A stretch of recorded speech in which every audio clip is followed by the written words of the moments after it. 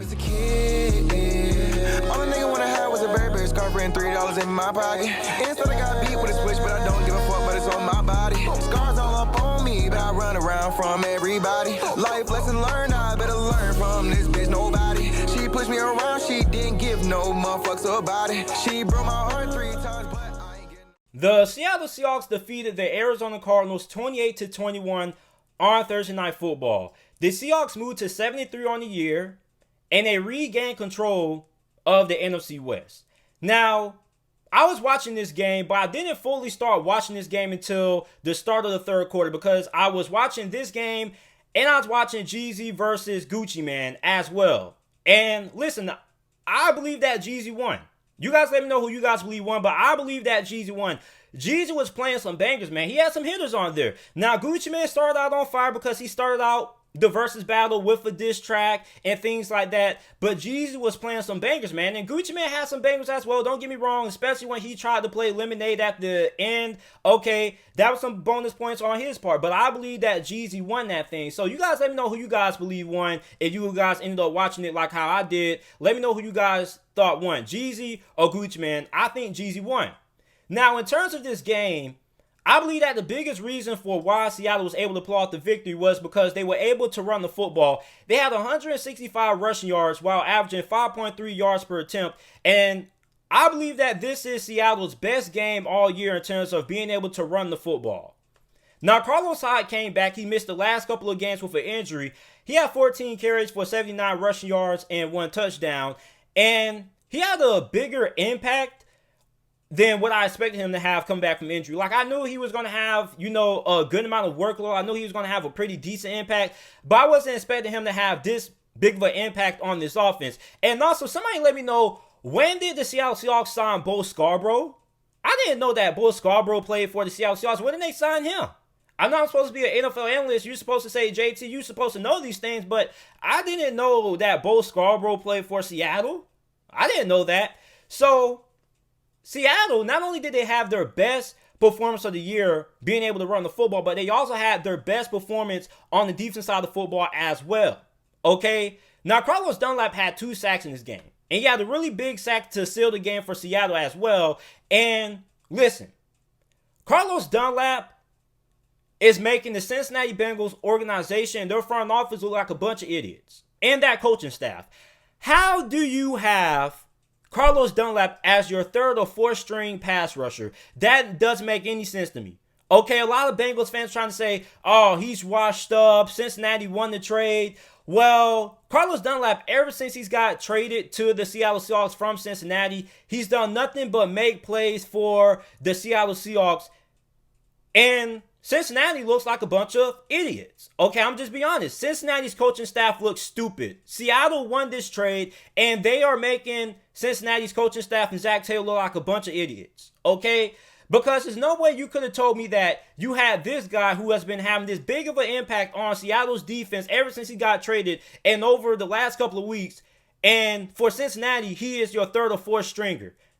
Doesn't make a lot of sense to me. This looks really bad on behalf of Cincinnati. Okay? So Carlos Dunlap had 2 sacks in this game. He was a large reason why Seattle won. And another reason why Seattle was so great defensively was because they were able to shut down Kyler Murray in terms of what Kyler Murray was able to do outside of the pocket. Kyler Murray had 15 yards rushing in this game.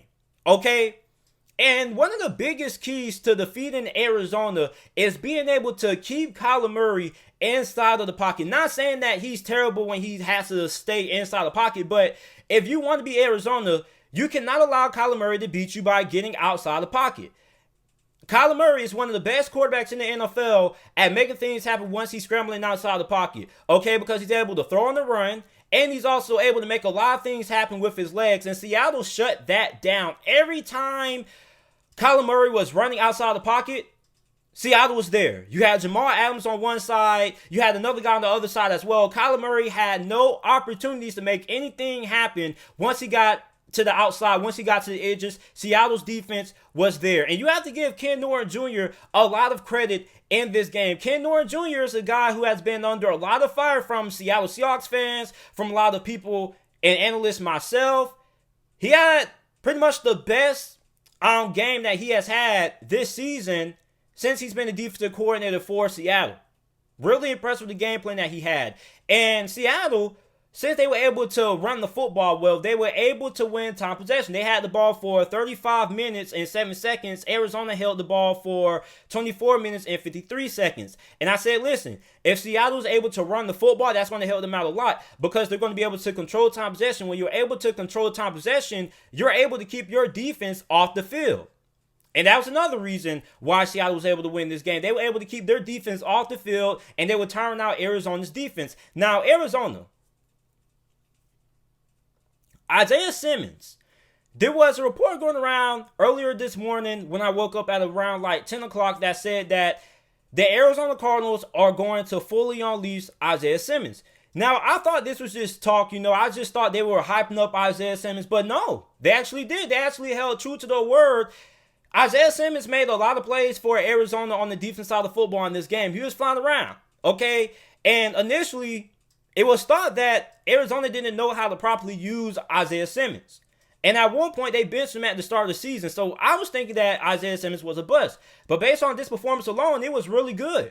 Okay, Arizona was not bluffing when they said that they were going to fully unleash Isaiah Simmons. Now, when they initially said that this morning, I thought it was a bunch of talk. I thought it was just a lot of bluff. Trying to hype up Isaiah Simmons, trying to make him feel good. But he played really good for Arizona. And for Arizona, Russell Wilson was doing work. He had no turnovers this game. I told everybody, if Russell Wilson has a game that he does not turn the football over, Seattle wins 9 out of 10 times. Okay? Because what has killed Seattle over the last couple of weeks has been the fact that Russell Wilson, prior to entering this game, has turned the football over 11 times out of the last 5 or 4 games Seattle has played. So all Russell Wilson really had to do was be himself and not turn the football over, and Seattle was going to win. And I told the Arizona Cardinals fans, I said, listen, you can get mad at me all you want to, but there's no way that you are going to beat Seattle 2 times in the season. I don't care how bad their defense is. Like, you're not going to beat Seattle twice. It doesn't matter if you're the best team in the NFL or whatever you are. No way that was happening. Okay, now here was my biggest gripe with this game was when Arizona gave up that safety on that holding call. That was really big. Remind you that it's really big. Now, although Arizona's defense held Seattle to a field goal, okay, Arizona had the ball to win the game last. This is what you want. You want in a situation when the game is on the line, you have the ball last, and you have your MVP, who is Kyler Murray right now, who is supposed to be the MVP front runner right now, with the ball in his hands with a chance to win the game. And I'll be honest with you, I was really disappointed from what I saw from Arizona that last drive, okay? Now, once you get across the 40-50 range, I don't understand why with 50-something seconds left, Arizona felt the need that they had to try to go for the touchdown. You still had like a timeout left because you had to burn one because you weren't able to get the playoff. But even then, you had one timeout left. So I don't understand why Arizona and Kyler Murray and Cliff Kingsbury felt the need that they had to try to score a touchdown right then and there. I didn't really understand that because you have one timeout.